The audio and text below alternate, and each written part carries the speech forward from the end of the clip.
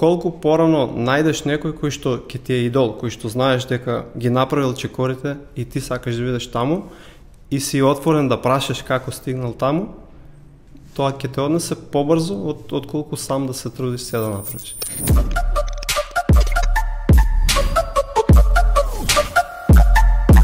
Колку е важно неформалното образование и тренинзите за личен развој?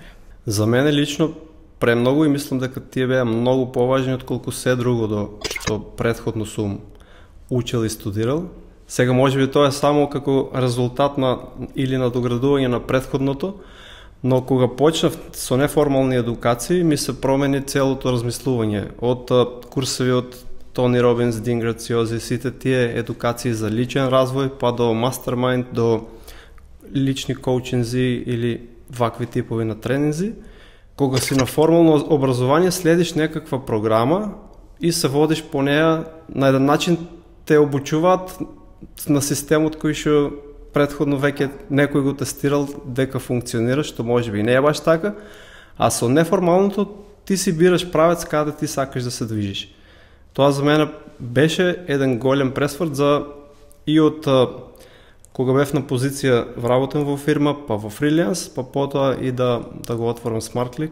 Ако не беше неформалното, мислам дека немаше шанси да ги направам тие чекори. Дали може би имаш некоја интересна случка од тренинзите за личен развој? Интересната случка е што тие тренинзи ти освестуваат работи за кои што не си свесен претходно.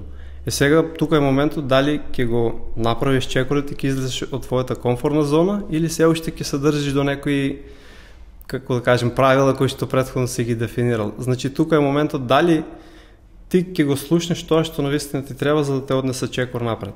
Инаку се е џабе.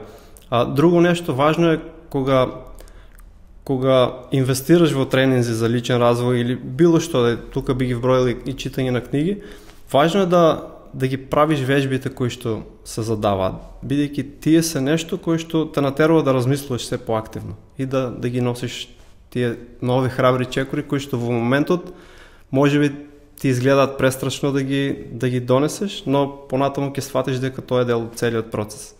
Дали се сеќаваш на твојот прв работен ден? Да.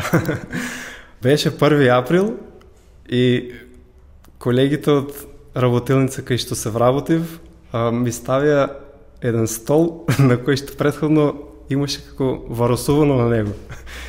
И компјутер, столот и ми викат повели ова е твоето работно место. Секако тоа нели беше шала, но во тој момент викам, окей, што е тоа? Тука сум, започнуваме. Подоцна ми го донеса нели другата столица која што потоа ја користев, а во исто време беше и роден ден на еден од газдите на фирмата, па така накратко се нашаливме, па потоа на прослави првиот ден беше скоро и да немаше работа. Дали може да споделиш повеќе за твоите почетоци како фриленсер?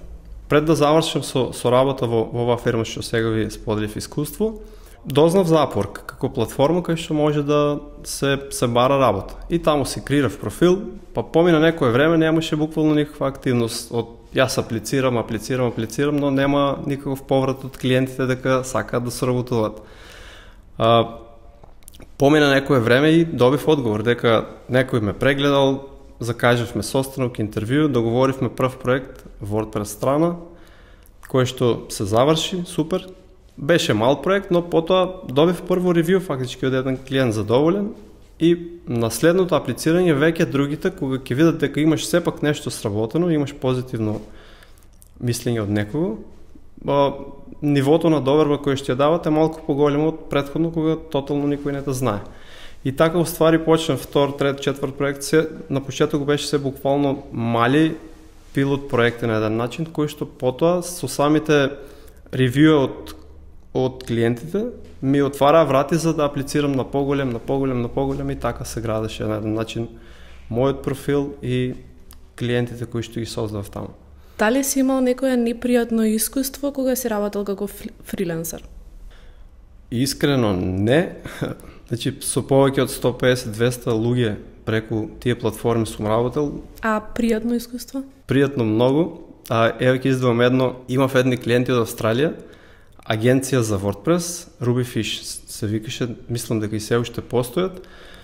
Работевме на еден проект како креирање на семено стебло, разгранување од баба, дедо, па деца, па внуци и така натаму, и некако тие го сакаат да го направат како платформа да ти остане спомен кои се твоите предци, ако сакаш да си водиш таква евиденција.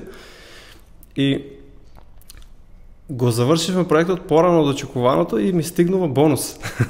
$200 беше тогаш бонусот, ама ме израдува ептен, бидејќи воопшто не дискутиравме за бонус, се си беше навремено завршено, како што и треба.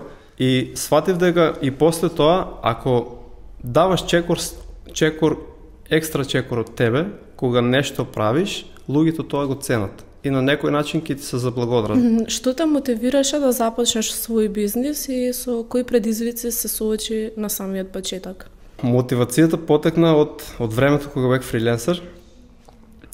Бев доста изолиран на еден начин, може да кажем. Значи, првично кога започнав како фриленс, работев од својата соба, кај што испиев. Буквално цел ден ми беше таму, кревет, компјутер, ќе излезам малку со пријатели, со другари, ќе се вратам пак фриленс и некако почувствував дека ова не е начинот кој што сакам да го живеам мојот живот. И сакав да имам околу себе тим, значи чувството за потреба да создадам тим кој што заедно ќе градиме нешто заедно беше главен мотиватор да почнем. Се повеќе младите се насочуваат да работат ремоут од дома. Дали сметаш дека подобро е како млад човек да работиш ремоут или во компанија со повеќе луѓе? Во компанијата имаш можност да бидеш опкружен со луѓе кои што веќе се таму, имат некакви навики, знаења, значи може многу полесно да ти пренесат. Кога си сам дома си изолиран случај и работиш како што ти мислиш дека е правилно, што не секогаш е. Од друга страна, како помлад имаш слободата, нели, да работиш од каде сакаш. И тоа сум го доживел исто како фриленс. Сум бил на одмор, на зимовање, каде иде со лаптоп многу често. Сум работел, па после сум правил други активности. И тоа е фаза што убаво е да се проживе, ама пак е момент што уствари ти сакаш да постигнеш. Моментално јас сум многу поголем фан на работа во канцеларија, бидејќи така се гради култура, така се гради сплотеност меѓу тимот, побрзо се решаваат кога има некакви конфликти, проблеми, отколку кога некој е сам дома и реално не можеш да знаеш што се крие поради некој недоставен резултат на време.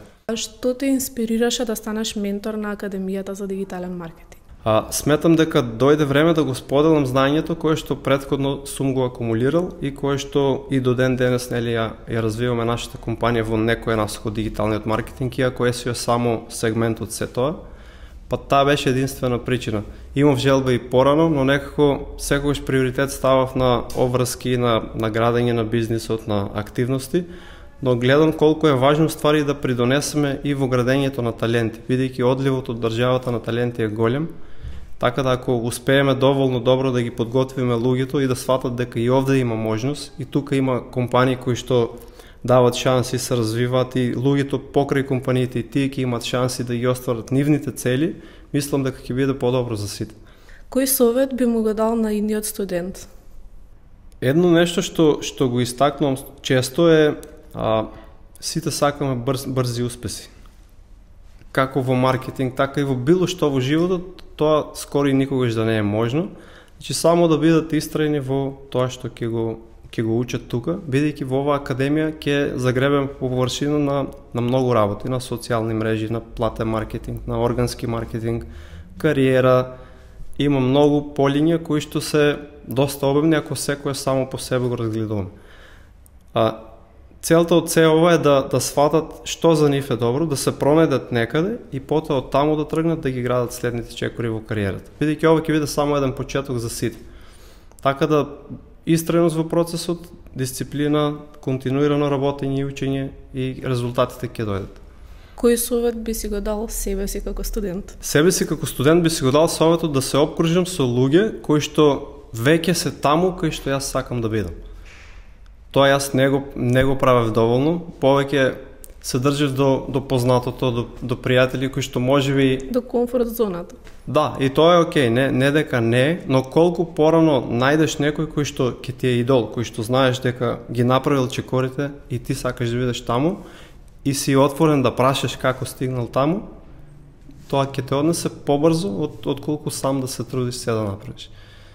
Значи, би си дал совет почесто да прашувам на некој кој што веќе е таму каде што јас сакам да бидам. Дали би можел јас да ти поставам едно прашање? Да. Што очекуваш ти како студент на Академијата за дигитален маркетинг, како нешто што после оваа академија би сакала да го научиш? Па, очекувам споделување на многу знаења од страна на менторите и со оглед на тоа што веќе ги разгледав кои се ментори, каде работат, тоа искрено ми беше доста битно, бидејќи важно ми е да учам од луѓе кои што, како што кажа, веќе се на местото каде што сакам јас да бидам. И сметам дека после оваа академија ќе бидам на местото каде што сакам да сум.